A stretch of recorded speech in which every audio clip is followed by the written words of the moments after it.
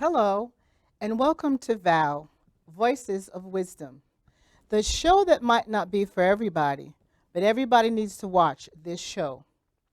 This show is generally about educational topics, topics that are informative, and sometimes topics that are controversial. And I think you can get all three today. The topic is the ordeal.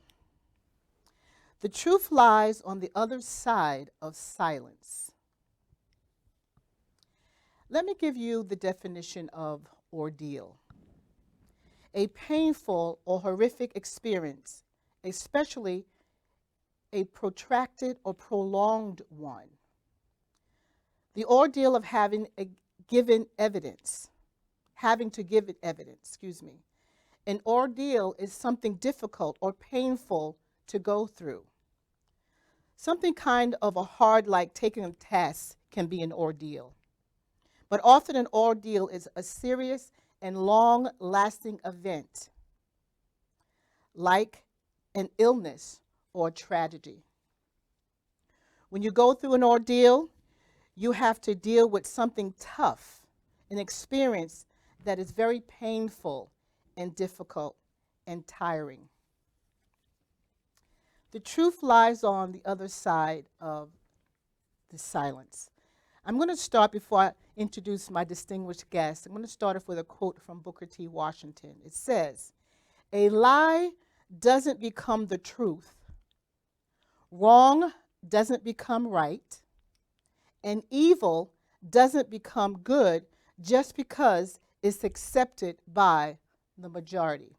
This is going to be part one, and I am going to introduce my guest. My guest today is Dr. Georgette, Grier-Key, and Mr. Carl Johnson. Welcome. Thank you. Thank you so much for coming. Yeah. Could you just tell us a little bit about yourself? Sure. Well, I'm the executive director of Eastville Community Historical Society. I'm also a founder of the Peers Concert Action Committee, which of course you're a member. I serve on the Preservation League of New York State, and I've been working on the East End for a long time to preserve our existence as African American in the BIPOC community in the built environment. My name is Carl Johnson. I was basically born in North Carolina, moved up here in the 70s, went to Bridgehampton School, graduated from Bridgehampton School, coached there for 26 years. Of course, I went away to college. I got my degree from Southampton College, LIU, in liberal arts. Started out in business, but I went to liberal arts. And now I'm right now currently employed at the school, and a couple more years I'll be retired. And we have to bring up your connection with the Killer Bees. We just have to just briefly talk about that. Just briefly. Just briefly, I led them to like 4 state titles. I coached, like I said, I coached for 26 years, so I had a lot of young men underneath my tutelage. It's kind of, it's a roller coaster ride when you're coaching young men. Mm-hmm. You want them all to be successful on and off the court. Some break your heart, some you're really dear to, and so it was been a pretty fulfillment for me as far as teaching these kids and trying to teach them and make them be productive individuals in this society. Awesome, awesome. Today, we have a 2-part show. And the first part today, we're going to talk about preservation. And preservation, I'm going to get a small, quick definition. Preservation is the act of maintaining and protecting, keeping something in existence. Places that are equally important to local community to reveal much about who we are and where we come from. These lesser known, lesser valued places are the ones at risk, perceived as expendable, unattractive, or unworthy of preservation. So Dr. Georgette, if you'd be so kind, could you just give us some of the challenges and the disparities preserving buildings of cultural significance that you experience here on the East End? Well, you know, I think that's part of the problem is that we have these categories in preservation that we try to designate whether it's A, B, or C, and that will be cultural, architectural, and these categories really fall within the ordinance of our municipalities and the codes that they have written for land use. And these ordinances are really important to how we preserve and plan our communities. I think the education around land use and code and the ordinance, it starts there. Much of like the story that you're talking about really gets to the heart of why we are doing what we're doing. It starts off with the people. When you think about preservation in historic districts, what it is a collection of people, our stories, and places. So when we think about preservation, we need to think about the P as the capital P. People, places, that include the buildings. So preservation doesn't happen without us. So yes, culturally significance is a part of it, but I think the pitfalls is in the lack of education around it. There's a lot of misconceptions concerning preservation that you can't do this or you can't do that. That is the deterrent from development. That's not always true. I think that there is a smart way to do it, and it has to start with our local municipalities. Who is sitting on these boards, whether it's the Architectural Review Board, whether it's the Zoning Board, whether it's the Planning Board. But there also has to be a willingness from our elected officials, our volunteers who are sitting on this board, and there must be a balance and diversity included in that. And that means the makeup of the community, the people who contributed to the community, and there must be inclusion. And the pitfalls is that we don't have that. If you look at the boards now, you'll see that that is the number one missing piece, and a lack of understanding. And the lack of certain people thinking that there is a worthiness to our story being included. So, Carl, tell us too how your feelings regarding preservation. And you've been a long time resident of Bridgehampton. So, give us a little bit of how you feel about that. Well, I think what's most important, so growing up as a little kid, my mother had to go to work, like a lot of families in Bridgehampton. Yeah, both parents are out working. The child care center was a staple of our community. You know, of course you have family, you have faith family, but the child care center was right there, and the school. But the child care center was a place where we consider home. Now it was started by Dr. Pickens, who used to vacation out in Sag Harbor, and well-known first African American doctor at Yale. It was a tragedy where the migrants, in which most of our families came from the South, following the crops, migrants. So the migrants were out working, their kids were left in the chicken coop because they had nowhere else for their kids to go. The coop caught on fire, kids died. It was a tragedy that he took upon himself to say, okay, we needed to find a place for these kids to have a safe haven while the parents were working. Child care started, and that's how the child care began. Now, we have had, over the years, some people that come and try to help us preserve the child care center, the essence of our community.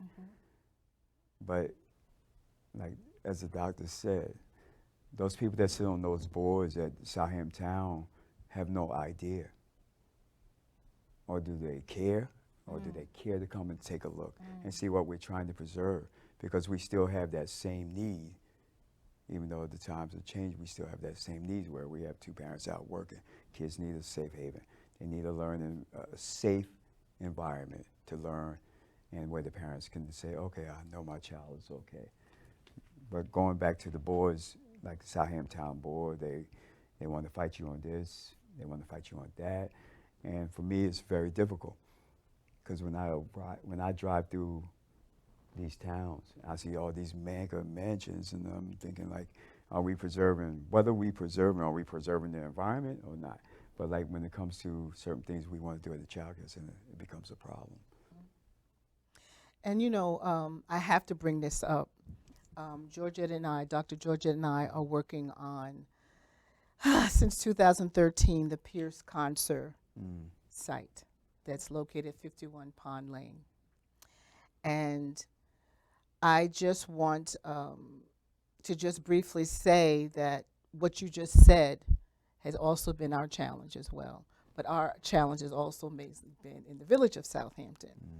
So Pierce Concert site, George, if you don't mind, you can just give us a little background of that and to give us what we're dealing with right now and the significance. I know, you know, I know it's a long, could be a long story because we've been dealing with this since 2013, and we formed the Pierce Concert Action Committee. And since that time, we've had numerous challenges. So if you just give us kind of like an overview of what happened at the beginning and in the middle and where we are now, if you don't mind. Wow, I mean, this is, there's not enough time. This can be, an hour-long show, but I'll summarize. There was a wrong that was done where, again, these historic districts were started in the 80s.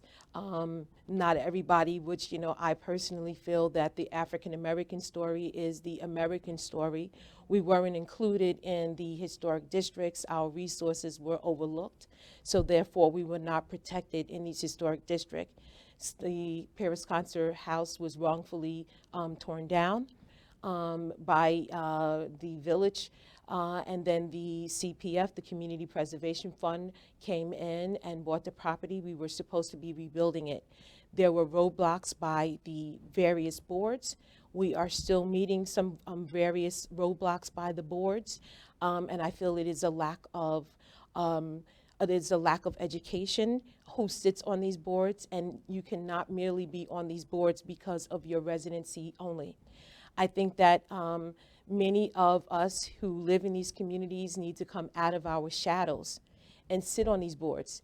Actively come to your leaders and say, I want to sit on these boards. If you are a member of the various professional organizations, whether it's AIA, whether you're an architect, whether you are a person that understands this, you need to come out of the shadows and sit on these boards. We need representation of the whole community that understands, because they don't understand us. I mean, there's been offensive things that have been said to myself, to Brenda. Brenda has received, she's being modest here, but she's received hate mail that I'm sure she does not want to share. I will share it on the next show. Which I've encouraged. But there have been things that, had it been a workplace, the things that have been said to us, they would have been reprimanded. So that's the type of things that we receive, because I think it's a lack of education and I think willful ignorance. And I do think that there is some sense of preference that has been happening. But in order for us to have true acceptance of our needs in the community, for us to participate, I think that when we bring these applications forward to our boards, which, I'll give some leverage, they are volunteers, like many of us who volunteer in the community. There needs to be education provided to them, that you don't put them on these boards and not train them on what their responsibilities are. I think that that needs to happen for these boards, so that there is fairness across the board for our applications, and not just our applications. I've seen this happen time and time again with other organizations, whether it was a food pantry, whatever it was. If there's certain people that don't want to see these things in their communities, they have been turned down wrongfully as well. Go ahead. Did you want to add to any of that? No, what you said? I just, when you listen and you're out there reading and you go to these boards, and it's very frustrating. And like you said, they are volunteer, but like if you're volunteering, you should educate yourself. And each case is totally different. Each situation is totally different. I mean, the center to me is very important. It might not be important to them. They might not even they probably don't even live in Bridgehampton Village. So they just see paperwork. I want you to see the human side of it, and what we're trying to preserve and what we're trying to. I'm trying to keep my community together, and as you can see, like as you drive around, we get squeezed out, whether people can't afford housing or you know, they have to move out or they have to get another job somewhere. But we trying to preserve our community. And that center is one of the major stand-ins that we need to preserve. And I said to myself, I was just going to go down. And if I have to fight, if I have to run for office myself, and that might have to be the course of action to make some changes. Can I add to that? Because I want to say you're absolutely 100% correct that there is no broad brushstroke that all applications receive one over. They are absolutely supposed to be individual. And one other pushback I want to add to what you're saying in agreement is that one of the things that Brenda and I also receive is, where is the community? I want to know, what is the community when we know that there is a sense of gentrification that happens in our communities? And that this is not a sense of where is the community, because when it comes to code, what happens with the code, it says that the elected body doesn't need you or I to do the right thing when it comes to designating and landmarking cultural significant properties within our community. They don't need you to go down there to do the right thing. They don't need me. They are elected to do the right thing and represent us. So although we are here advocating our community, for our communities, they should do the right thing because they know to do the right thing. So I commend you on that. And anything I could do to stand behind the efforts that you're doing, like you have done and we've done over the years to support one another, we're here to do that. But that's what they are supposed to be doing for us as residents, as taxpayers, as people who support the community. But it doesn't take the community when we show up to these things. Where's the community? That's nonsense, and that's always been thrown back onto us as if we're a monolith, an army of BIPOC, people of color, African Americans. This is not for just us. This is for everybody. This is for black, white, Jew, Gentile, old, young, whatever. For everybody is going to benefit from this. And you know, with that, I can't help but think about Pierce Concert, and you know, born in Southampton in March 17th, 1814, sold to the Peltrell family at 5 years old, taken from his mom. And those challenges that we dealt with, I mean, but he had a wonderful story. I was hoping that we have a picture up of him and his house that was that we talked about. This is Pierce Concert there. And the challenge that finally hit me was that it appeared when we were doing this advocacy for this site that was basically it was a NIMBY kind of thing that I feel, not my backyard, that it came to me one time after this challenge as Georgette and I was going through, that they seemed like they were doing us, the black people, a favor. And finally I turned those tables, and just like you made me want to piggyback on what you said, it was like, this is for the community. You should be responsible for this. And the fact of the matter is that house should have been designated, historically designated, back in 79 and 86, I mean, numerous years, and it wasn't. So if it was, it would have never been able to be touched, supposedly. So these are the things and disparities and the challenges that we've had with preservation of cultural significant properties. And I mean, if they claim if George Washington stepped in the building, that building would be historical automatically. If it was his outhouse. Exactly. So we proved, we had Pierce Concert's death certificate, his birth certificate. We had his deed to the house. He owned it. I mean, it was so much. I mean, you know, the short version of it, he actually was acknowledged in Japan for helping rescue a Japanese ship. I mean, so much. I would, you know, ask people to look him up. It's PYRRHUSCONCER, and please Google him, and you'll have a lot more information. But you know, the thing that really, like, again, disturbs me is the challenges. And I think we mentioned about preservation, we mentioned about gentrification, and those things, even economically, it affects us. So, what do we think is some of the solutions? Oh, one, I think the local community, whether they're Latino or African American, they need to get more involved with politics because we don't, you know, they look at national elections, but those local elections are so important because those are the few people that control what you do locally that the state doesn't even, you know, their state, as long as you do it within the law of the state, you're good. But like, you can make your own laws and your own legislation when you're doing things locally, like being on the town board and preservation for this. And I think some of our people definitely need to get out there and have their voice heard, not just, you know, protesting is great, but I need you to do more than just protest. I need you to get involved, get your feet dirty, and try to run for office. You don't have to be like a scholar. You can run for office. And I've seen that for years. And sometimes I even wonder, like, why is he on the board? Like, but I get it. That's right. I That's get right. it. You know, so if we can get some in the young people, get them involved, yes, that would be a step in the right direction. Do you think that people are discouraged? I'm going to be a little advocate against this a little bit, just to throw a bone in here. Do you think people are discouraged because they feel it's not worth it? The people that are in power, the legislation, the rules, and everything that's in place, that is nothing that we can do about it? I hear those conversations like, it doesn't matter, my vote doesn't matter, or it doesn't, they're going to do whatever they want to do.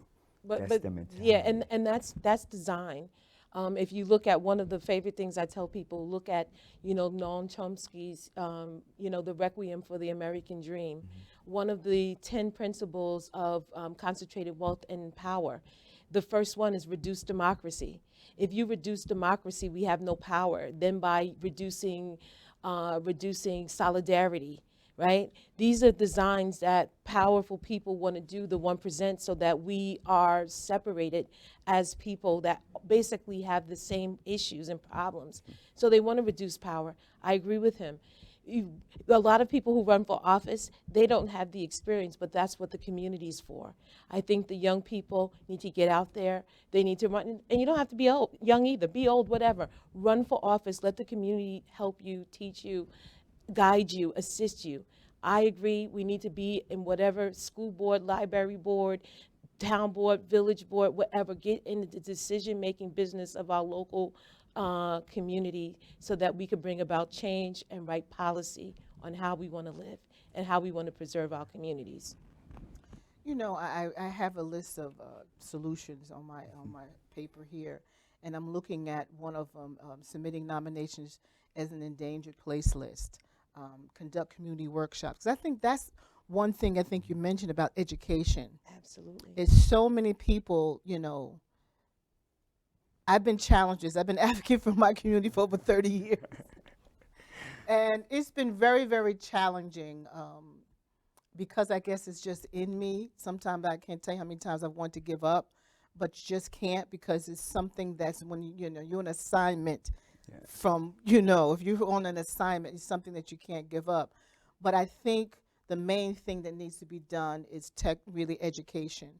And I think we can even do some more education within the school. I think they have they supposed to have local, they talk about local communities, or I'm trying to remember that. Education in third Local- grade, eighth yeah. grade, yeah, absolutely. You talk about, you know, even like I said, to bring this up, I went to the school to ask them to put into their local history, that's what I'm trying to think of, about Pierce Concert. And the challenge has been, they seem like they're trying to do an effort, but this has been 2 years. And, you know, I'm not out in Southampton School because I've been working, collaborate with them very well. But the bottom line came down to the teachers had a challenge teaching slavery. That's a big problem. So this is almost going to segue into our next part 2. Because before I go that, I want to talk about Black Wall Street. I mean, we talk about being economically stable. I mean, Black Wall Street was just an opportunity and a place where black-owned businesses, banks, everything was Thriving. thriving. And they, you have this whole thing, which I hate to even say this, about pulling ourselves up by the bootstraps and all that kind of stuff. But then we had this challenge where the whole place was destroyed by hate. Yes. Let me just go there. Mhm. And we talk about slavery, and we talk about the effects of slavery, and that again, that's going to segue into our next show, and we're going to talk about PTSD and PTSS.